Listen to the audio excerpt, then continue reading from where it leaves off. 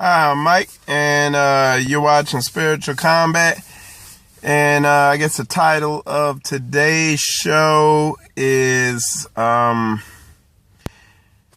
don't know, I'll come up with it, but basically, when I'm done with the video, I'll just title the show up. But basically, what I'm going to be talking about here is kind of a general overview of a basic understanding of what it means to be a man in a relationship. Because a lot of people don't understand what it is because of how lopsided this, or not even lopsided, upside down this society's way of going about a relationship is. And what I mean about that is, like I always say, this society feminizes men, and the way they teach you as a man, they teach you to identify with your emotions. They teach you to be emotional in a relationship. They teach you your brainwash to think there shouldn't be any strife in a relationship, and there's no balance. So you have a lot of men who, a good analogy is a relationship is like a ship at sea. You have a lot of men who are just rudderless ships. So when the storm comes, they just go, or when the winds blow, they go wherever the wind blows that relationship. That relationship is not on course according to Yah's word. But in order to be a real masculine man in a relationship, when those storms come, they're like, just like with a ship at sea. Now, I'm not a sailor, but I kind of know a tad about it. When those big waves come, you got to position the ship a certain way in accordance with those waves. Because if you're sideways to that wave, when it hits, it's going to turn the ship over, so you have to a lot of times you have to turn the ship into the wind and go right into the storm and fight to keep that ship on course in the storm. In calm seas, you just sit back, cruise, and, just relax. It's the same thing in a relationship. And this society teaches men to just, hey, if the wind's blowing, you need to go that way. But in a relationship, that's not, you can't be that way. You're the man, you're the head. God told us we're the head of these relationships. We have to lead.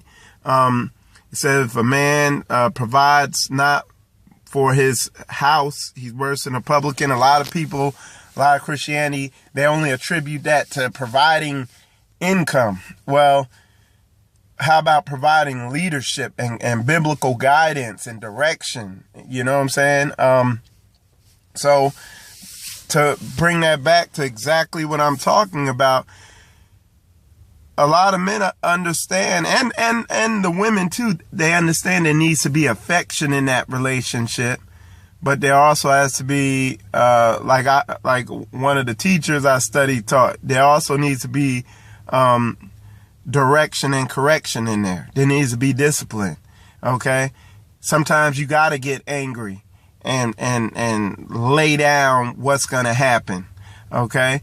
And a lot of times coming into this, becoming a real leader of men, becoming a real head, a real true mature masculine leader in your home and in life, you have to learn to do this righteously to reach the balance, the righteous balance, or however you want to call it. And what I mean when I say that is sometimes you'll come into this and then you'll just be yelling all the time and there'll be no affection. You know what I'm saying? And again, if you have a good woman, she will let you know, hey, she'll sound the siren. A righteous woman will do that and tell you, hey, you're leading, you're doing this, but there's no affection, because there's a balance. And that's wisdom. And that's where the Bible tells you that you must deal with the woman according to wisdom. Okay? You have to have, and that wisdom, or deal with her according to knowledge, as her being a weaker vessel, is knowing when to be that lion, knowing when to give that affection and just be soft and gentle. You know what I'm saying? And of course, I always turn it back to, if you want to know how you need to be dealing with your wife and leading her in the relationship, Christ and how he dealt with Israel is the model of that. Okay? There's a time when he had to deal with him harshly. He had to whip him, but there's times when he's long suffering, patient, shows mercy. He just is patient and letting them come into the knowledge of him. And then there's times when he's affectionate and soft with him, but it's not like Christianity, you know what I'm saying? Where, oh, you should never yell, brother. You shouldn't get mad, brother. That's a sin. No, you have righteous anger. You know what I'm saying? So, but like I said, it's a growth process. It doesn't come overnight. It's something even that I am growing in. That's why I'm speaking on it, because I'm learning the righteous way of showing more affection and not being a soldier all the time, as far as always, fighting, being hard. There has to be righteous wisdom in these relationships. And in doing that, in reaching that level with your wife, you will have a greater love for Yahusha and how his patience and how he deals with us. You know what I'm saying? You'll understand what he dealt with. But anyway, I hope this was informative. Like I said, I'll put a title on it.